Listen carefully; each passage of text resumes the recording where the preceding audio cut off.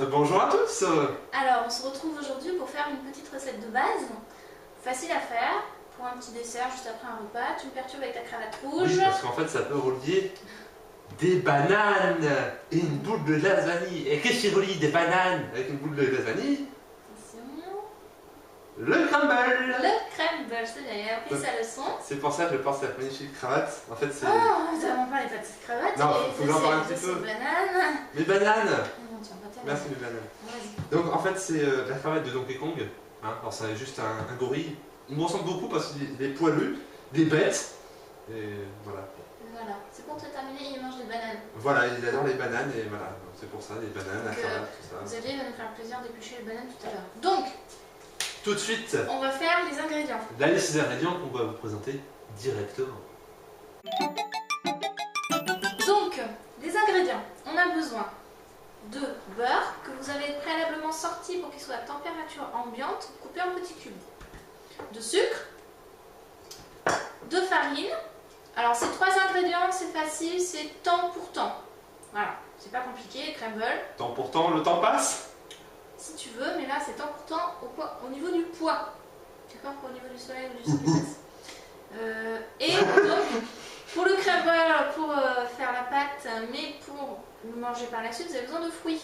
Donc là, on a choisi des pommes et Bananes. Des des bananes. bananes de Donkey Kong. Donc, voilà. Donc, voici les ingrédients. Pour la suite, pour faire la recette, moi, je m'embête pas, je fais tout au robot. Alors, je prends ma cuve de robot. Et après, c'est moi qui suis fainéant. Non. Bravo. Hein. À Alors moitié. là, moi je dis bravo. À Bravo. moitié feignante. Donc, dans la cuve, on a déjà la farine. Je rajoute Des bananes. le sucre. Et je rajoute le beurre.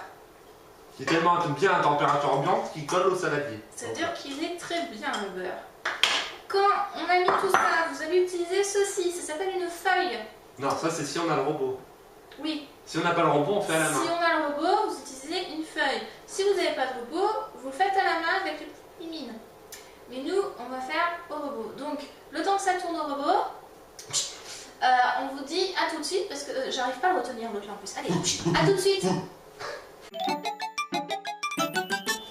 Donc, le robot a fait son travail. La Là, on est de pâte... retour. Oui, on est de retour.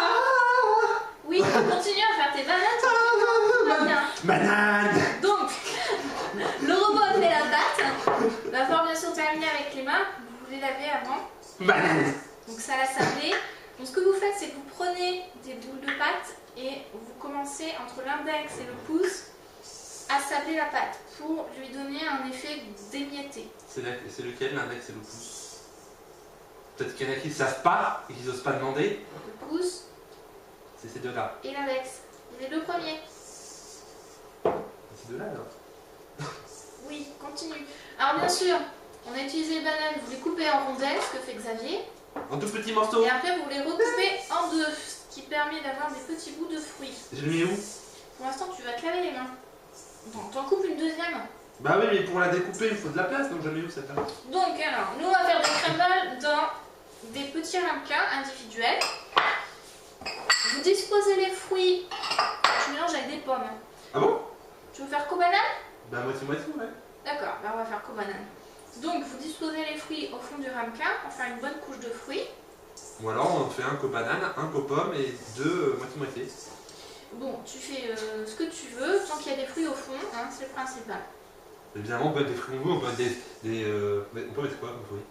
À part des pommes et des bananes. Pommes, bananes, fraises, mûres, framboises, des ananas, des mangues, des cerises. Vous prenez n'importe quel fruit, ça peut être des fruits frais ou des fruits en sirop. Mettre des parpaings, hein? Ou de la compote. Si vous avez de la compote à la maison que les enfants n'aiment pas trop manger, vous faites un fond de compote, vous mettez de la pâte à crème par-dessus, un petit tour au four, et voilà.